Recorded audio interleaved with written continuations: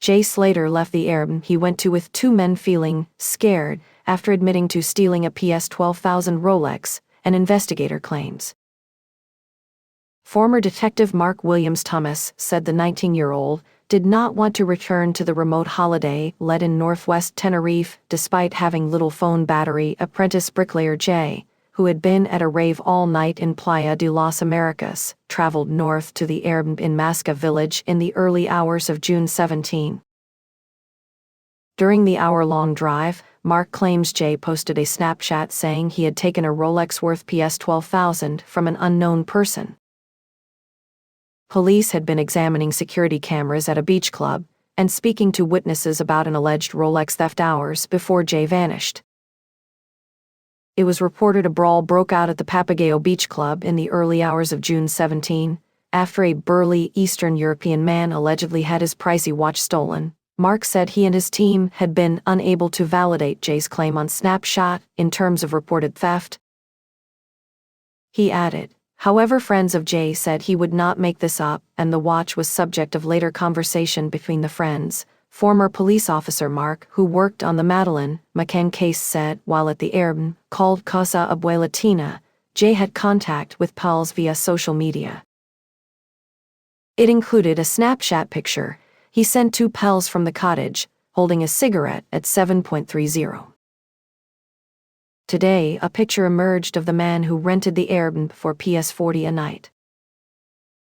Ayub Abdul paid PS 120 for the remote holiday let in rural Destino Park for 3 days.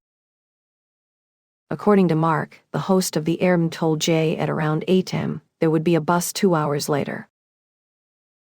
Jay then tried to make his way back to his holiday accommodation, faced with an 11-hour walk. The owner of Casa Abuelatina last week told how she saw Jay walking off on his own uphill in the vast mountainous area near Masca on the morning he vanished. Mark, who worked on the Madeleine McCain case, said Jay talked to at least 3 friends via message and the phone while trekking back, telling them he was lost. At around 8:50 he made a final frantic call to friend Lucy, saying he was in the middle of nowhere with no water and had just 1% battery on his phone. Mark said in a video update today, he was told to go back by 2 people to the rental. He said he could not do that, and that he'd already been walking for 30 minutes and that he was now off-road and was walking on a track where there were loose stones.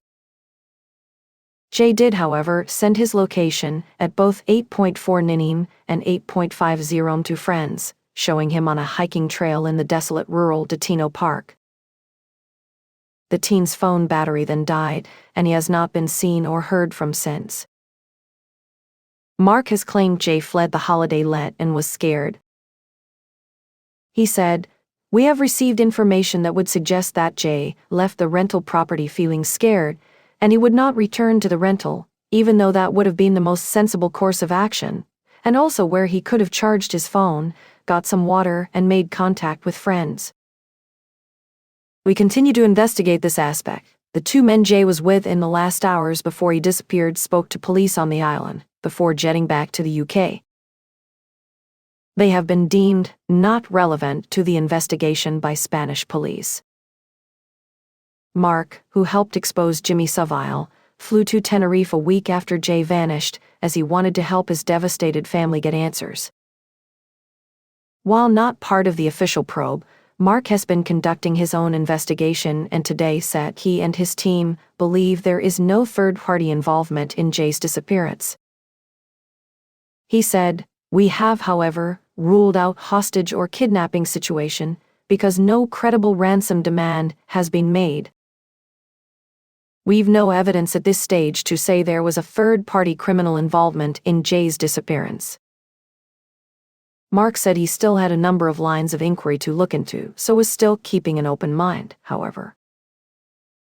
It comes after a Spanish judge on Monday revealed there is no current evidence of criminality in the case many believe Jay could have been kidnapped or murdered by a criminal gang in the mountains. But investigating Judge Maria Goya, who is being kept informed of developments by police, was told by the civil guard that nothing points to Jay being the victim of a crime. Cops on the island, hauled off the mammoth search operation for Jay on Sunday, in a huge blow to his devastated family. On Tuesday, however, 2 plain-clothed police officers searched the Airbnb apartment again. Detectives spent 2 hours homing the let on the island's northwest. Jay's heartbroken family said, "Words cannot describe the agony," after the search was abruptly called off, less than 2 weeks into the hunt.